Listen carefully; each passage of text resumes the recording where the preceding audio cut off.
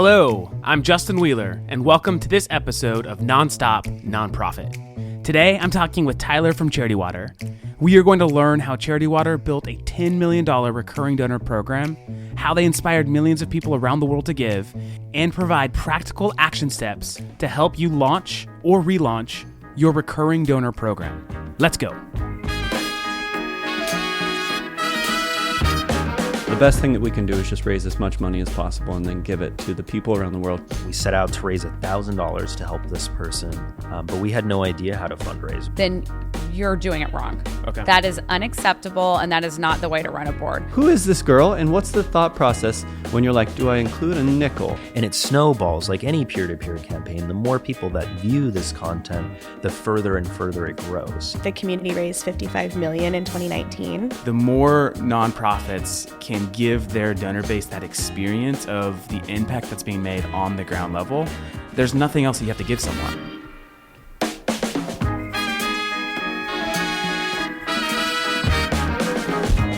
This is Nonstop Nonprofit.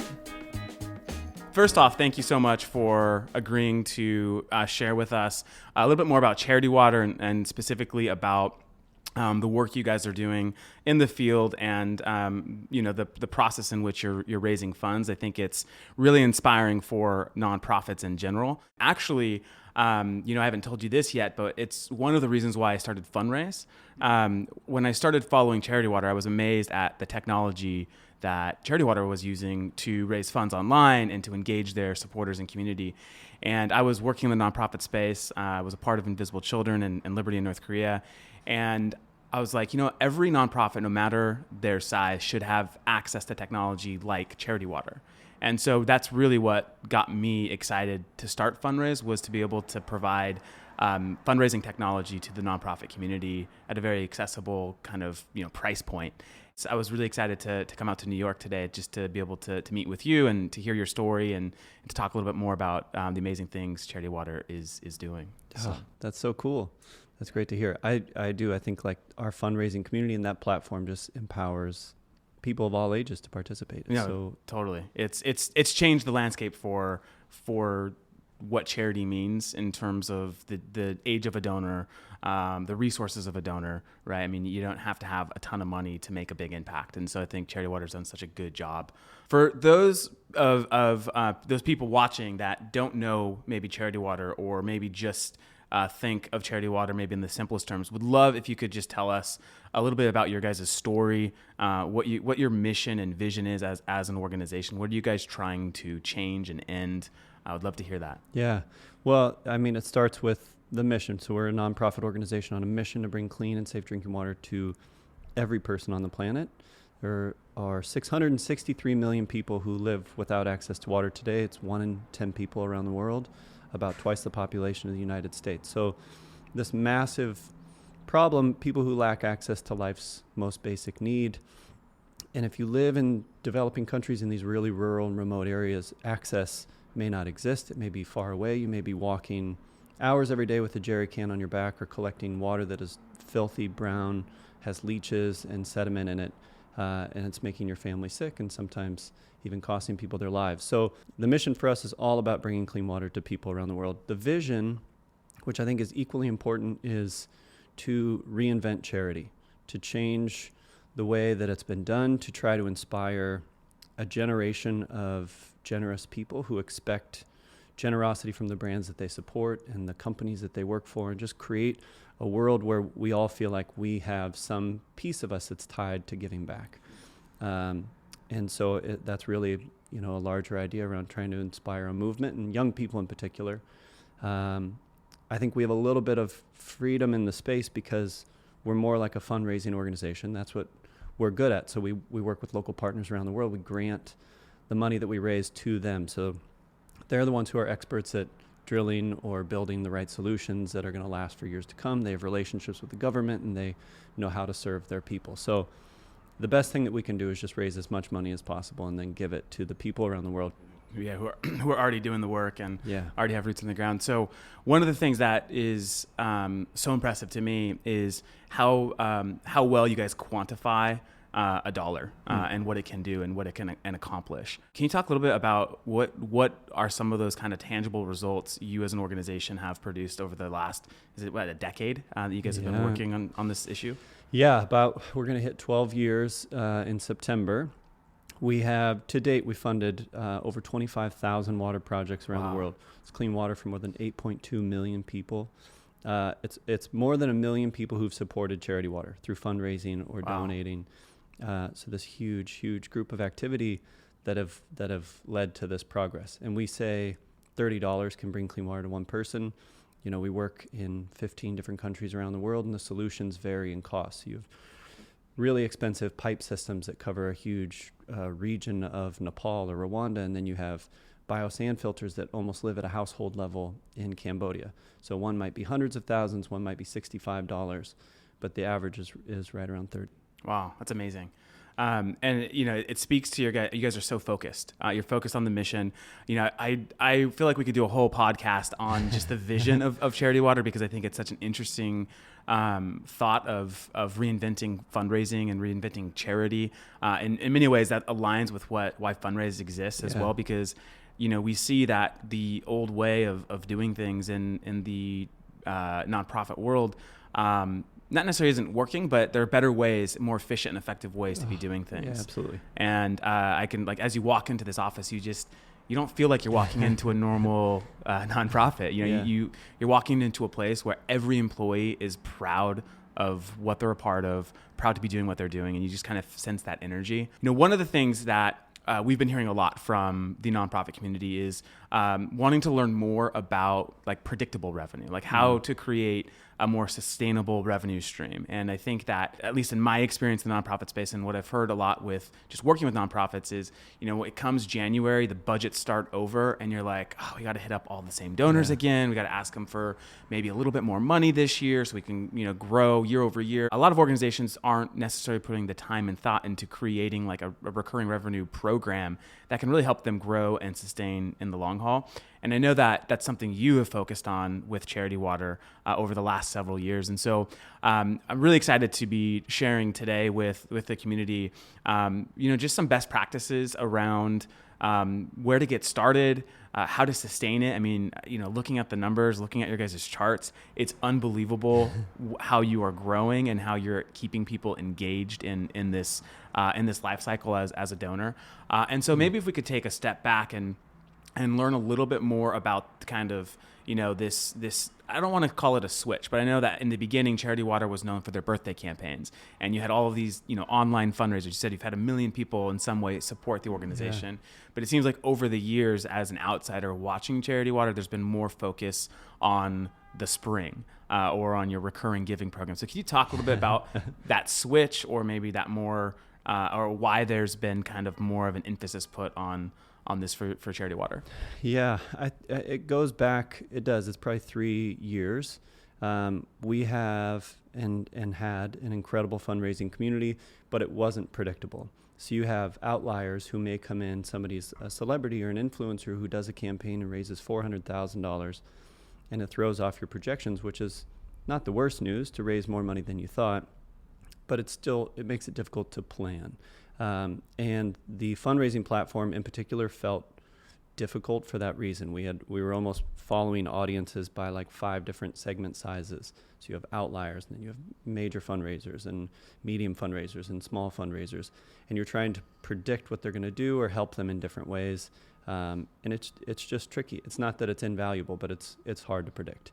One of the things that's been really successful for us is a group of families, 125 families called The Well, who support our operations costs. So we can only give 100% of the money we raise to water because we have a group of people who are paying for my salary, the electricity, Wi-Fi, pizza parties, anything. They treat us more like a startup organization. But in the beginning, we realized that it was sort of the same sort of tension. If you can't forecast out that runway, you don't know where you stand 2 years from now. So we turned that into a 3-year program. You, as a well member, would sign a commitment to 3 years of a certain donation amount to sustain the organization, and that allowed us to predict into the future. So I think there was a moment where it was like, oh, how do we take that same idea to a larger audience, our mass audience? Yeah. So that's, I think that's like one of the interesting things and something that you guys have done so well when it comes to fundraising.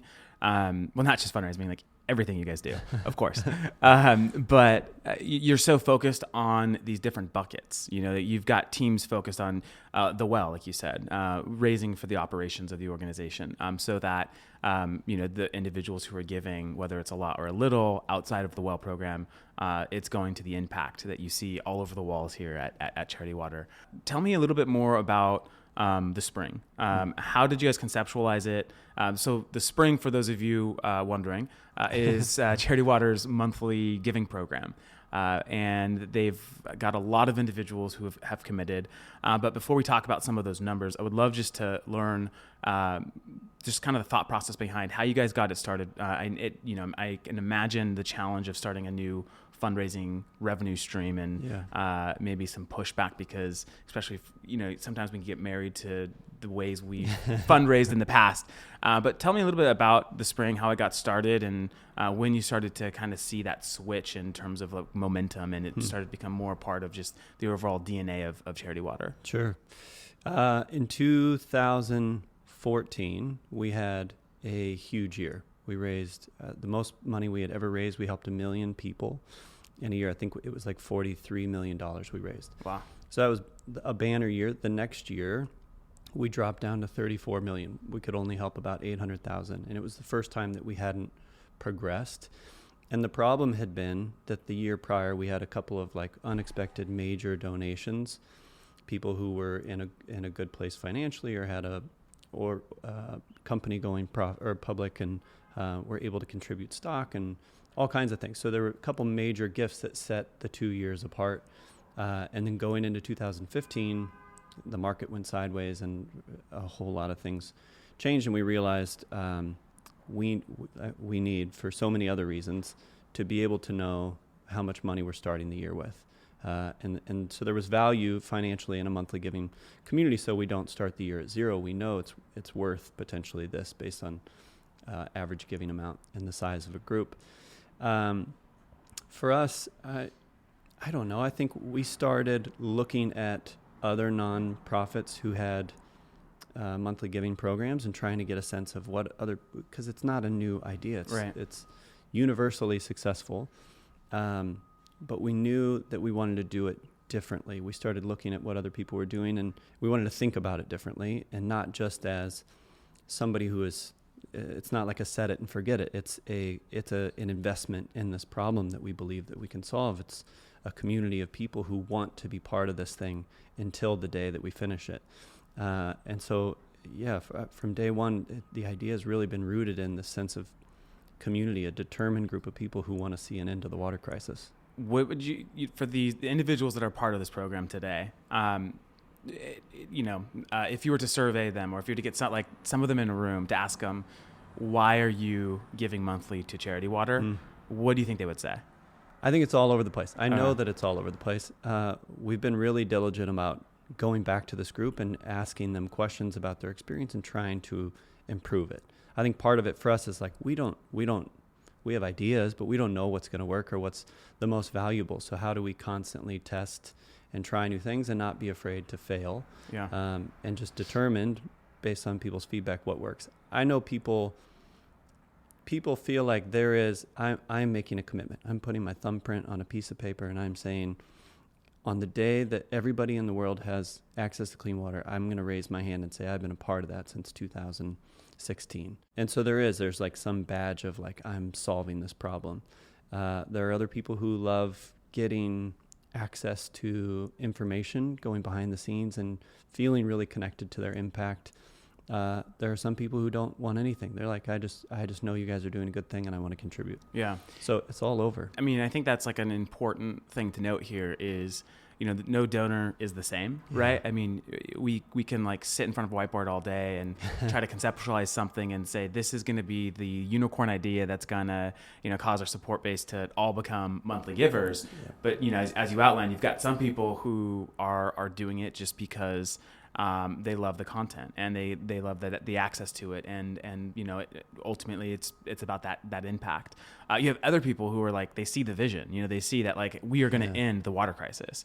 And I think that what's important is you guys have identified these different kind of levers. So talk to us a little bit about how you get to know your monthly supporters so that you can retain them, right? It's one thing to get someone to give on a monthly basis, but how do you retain them? How do you keep them in the fold so that they don't churn or they don't stop their subscription? Yeah, I think initially one of our intuitional, like instinctive moments was these people deserve to be reminded constantly they're part of this big thing. Which is contrary to, I feel like, a lot of organizations, because it's like, we want to get you to give monthly, and we're not gonna say anything because it's just passively coming out of your your bank account or charged your card once a month, and you just kind of forget about it. But you guys are doing the opposite. You're reminding, you're giving us money every month or quarter or year, and you guys are proud of that. You want to keep that at the forefront. So sorry I cut you off. But we do a gala every year where about 400 people come into a room, and we always treat the moment in the same way. Like we're going to have an auction. You are going to up your amount, choose how much you want to give. You're getting nothing in return.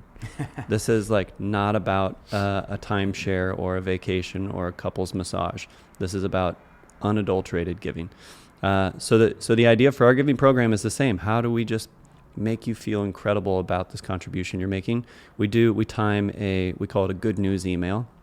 So the day that your donation gets processed, you also receive this email notification that's a little dose of good news to remind you about the impact that you're making every month. That's super cool. And I think that, two things I want to say in response to that. That's an amazing idea, first off, right? And I imagine that takes some work to be able to obviously get those emails out on those kind of withdrawal dates. And it's probably not perfect, but that shows effort and shows that the communication is important. But one thing you said that I push back on a little bit, but in a positive way, is when people give, they're not getting anything in return. I know what you meant in the context of the gala, because galas are notorious for you buying stuff you can already afford elsewhere and you're paying a ridiculous price for. But instead, and this is what Charity Water does so well, is it shows you the impact. I've watched live from one of your guys' galas where a well was being drilled and water would come shooting out. Like, everyone was a part of that experience. And I think that the more nonprofits can give their donor base that experience of the impact that's being made on the ground level, there's nothing else that you have to give someone, right? Because we're just, as individuals, like we give out of emotion, right? Like, that's one of the number one drivers of why we give. It's because it feels good, or we know that it's helping somebody, and that's important to a lot of human beings. And so I think that Charity Water has just really done a remarkable job at showing the return on the donation, right? Like, where that money is going, how it's actually driving impact, and not just like it through these quarterly reports or whatever, but actually very visually everywhere, right? Whether it's email, whether it's social media, it's in many ways you guys have found where your donors are and you're speaking to them through those channels. Yeah, and you talked about our office space and this movement trying to reinvent charity. I think a lot of it is tied back to values. We certainly focus on transparency and choosing hope instead of guilt, and trying to make people feel powerful instead of powerless in taking action. All of that kind of ties together. And I think you're right, there is a value exchange, but the value exchange is in the form of content or moments where you get a smile and know that you're making a difference. Yeah. Okay, so for people listening, they're thinking, okay, this is Charity Water. Their bad year was $34 million, only helping 800,000 people. For individuals who are like, okay, we're just a few $1 million annually, or we're below $1 million annually, but we know we want to get started. We know that we want to activate our support base. What tips would you share with them? What advice would you give these individuals who are thinking about starting some sort of monthly giving program for their donor base? Ooh. I think you start with the people who have given before. Anybody who has given once to your organization almost definitely has the capacity to give more. A lot of people that we find join the spring have contributed to someone's fundraising campaign. So maybe they were supporting the person more than the cause, but they just didn't know a lot about the cause. And we follow up with more information and invite them to join the spring. It blows my mind how many people are willing to give monthly. And it's just a matter of invitation. But I think you start with this group of people who have already done something, and then start to learn from them. Ask them questions about what they want or what would be valuable. What's funny is we've been doing this exclusive video content. So it's sort of seasonal video stories from different countries and partners, so we can show them the impact of the work they're funding and the people they empower around the world. And we've gone back to our spring audience several times for feedback, and it is like you get people who are like, these videos are boring. You get people who are like, I want the videos to be longer. This is amazing. So to your earlier point, I think the more you can learn from your existing audience and then start to segment and speak to them differently, just continue to provide value. I think that's a sweet spot. Yeah, no, absolutely. In terms of, you have this large donor base. Is there a cutoff where, we're not going to ask this size of donor to give monthly because this donor is going to be more of like an annual donor or a major donor? So have you guys gone all in with this and like, we want everyone to be giving monthly, or is there a cutoff in terms of like someone's gift capacity? And so you're just trying to ask them for a certain amount? I mean, I don't think you want to cannibalize major donations, but I also think that they're totally different products, and anybody who is giving $10,000 or $100,000 also could be a part of the monthly giving, even at like $30 a month, contributing and giving one person clean water, just to be part of the organization. I think I don't think you can do one without doing the other. Totally. I would say, if we had only one opportunity to talk to some new CEO on the phone, we wouldn't pitch him the spring. Yeah, we would probably go big, but I don't see why you couldn't pitch both. Yeah, I remember. So when I was working at Liberty in North Korea, we had a monthly giving program called Liberty, and there was this individual that was giving $15 a month for several years, and we didn't pay any special attention to this individual, just purely based off of the amount that was given. Not that it's a bad thing, of course. It was just there were other kind of bigger donors that we were trying to build relationships with. Anyways, this individual actually got really excited about a new project that we were starting, and a few weeks later, we got a $15,000 check in the mail. And then this donor went on over a couple year period to give over $100,000. My gosh. And this individual was just giving $15 a month for several years. I think I share that because I think the monthly program is a really easy way to get even high capacity donors their foot in the door, learning about the impact, learning the way donors are treated, right? Because a lot of times people give and they never hear from the organization again. They get their foot in the door and they see, okay, if I'm giving $15 a month, how is this organization going to treat that? Yep. How resourceful are they?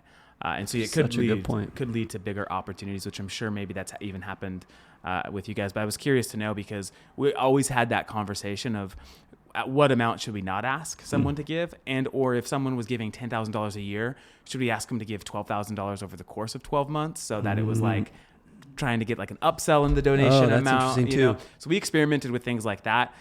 Curious to know, do you guys do anything like that, or is it just like you said, you just try to stick with what you feel like? You treat it as two different products? Yeah, we definitely treat it as two different products. I think we're still new. It's probably been a year and a half, 2 years that we've really, really been focused on the spring.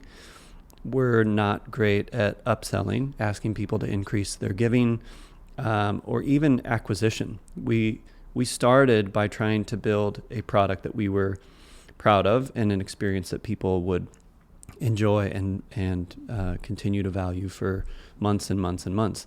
And so it was, in a large way, it was all about retention for us. How do we get somebody to join and not want to leave? And we're still trying to figure out how do we use some of this content for acquisition, or how do we talk about the spring in a marketing sense? So many current spring members come from word of mouth. We've tried a whole bunch of things and failed in a whole bunch of ways. But I think that piece, the upsell piece, is really interesting to me.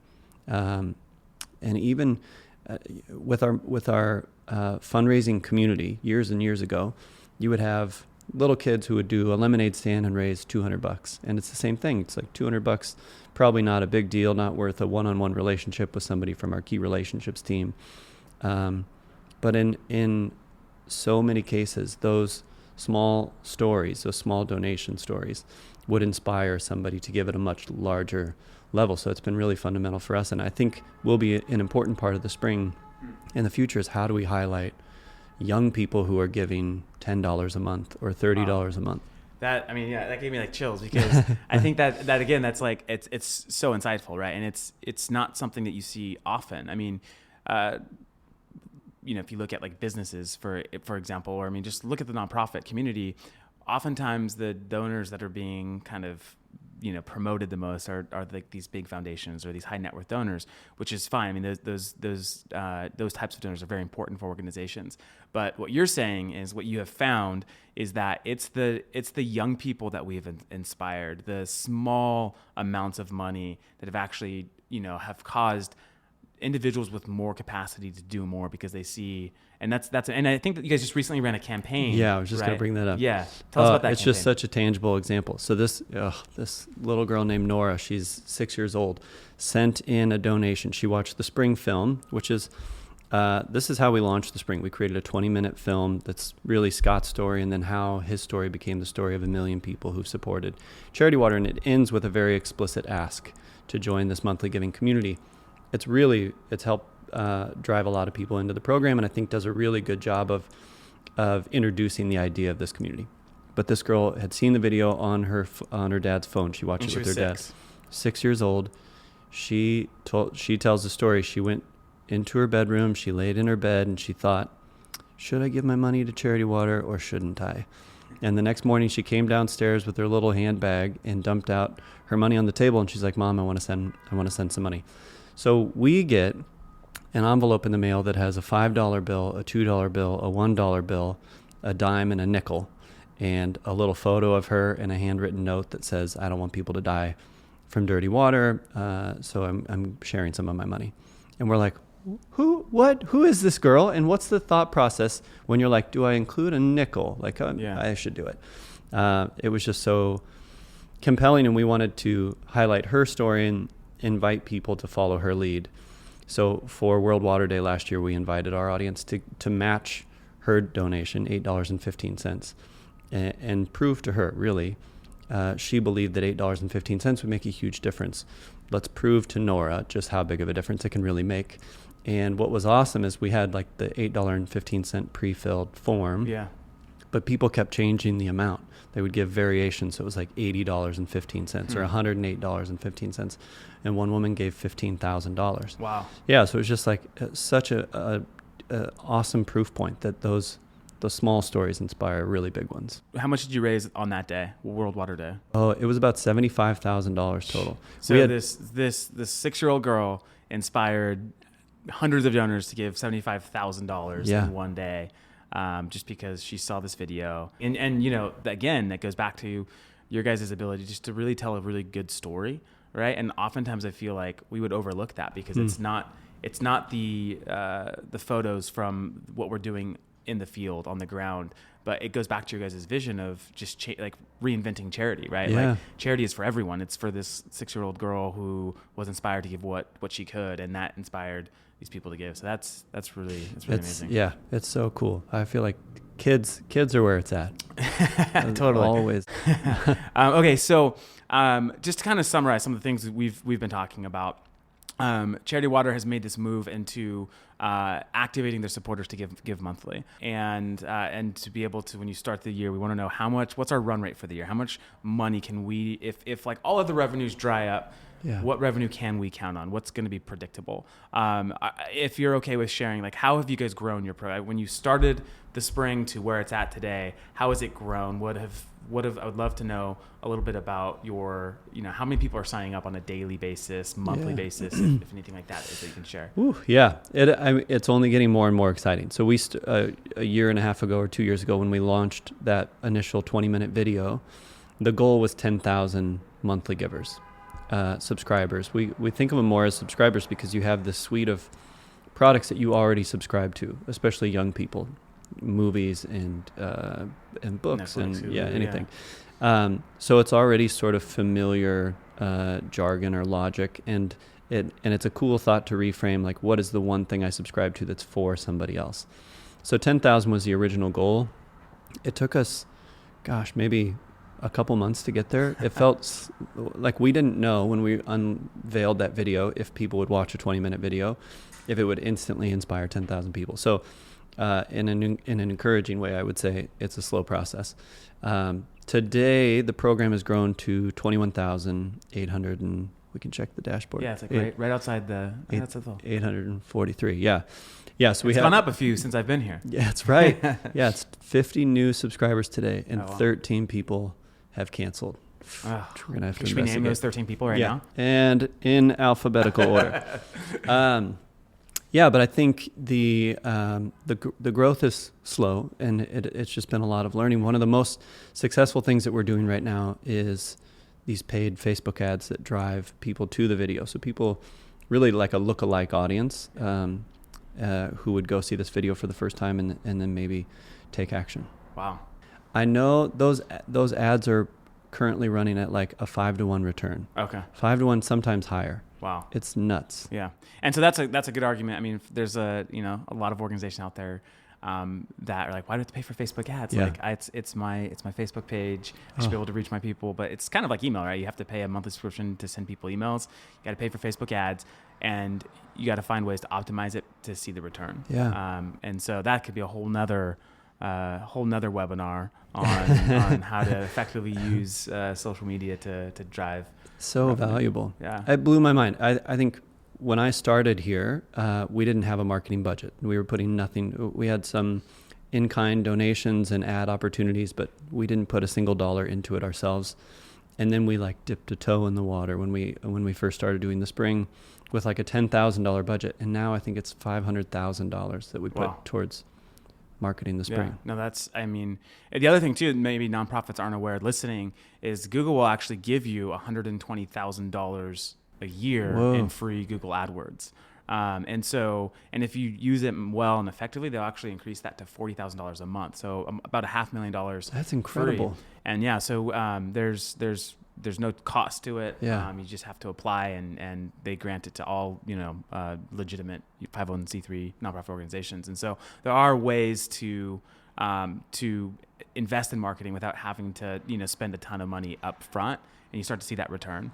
Charity Water has built a lot of their own technology and is using their own technology to manage a lot of their fundraising. They're not a customer of Fundraise. Fundraise is inspired by the work of Charity Water, but we do have obviously a platform. And one of the kind of main features that we started from in the beginning was to focus on monthly giving. A lot of stuff it can help you automate so that you can actually run an effective kind of campaign around recurring giving, communicate to your recurring donors on a regular basis, and also prevent any sort of lapse and churn, because that's the other part of it, right? When you've got 26,000 people, churn can start to be, 2% churn could be, doing the math on the fly here, but could be, under 100 people. That's a scary thought. And so, I imagine there's a whole strategy behind that. Like, how do we keep people continuing to give?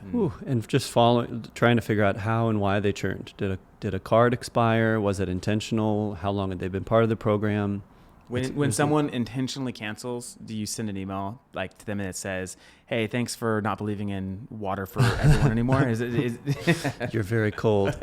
No, but I do early on. I don't know if Scott's still doing this, but he would send a follow-up to every single person to ask what changed, and like no hard feelings at all. We're just trying to improve the product. So would love to get a sense of what could have been better. And you learn a lot that way. I think just being that honest with people.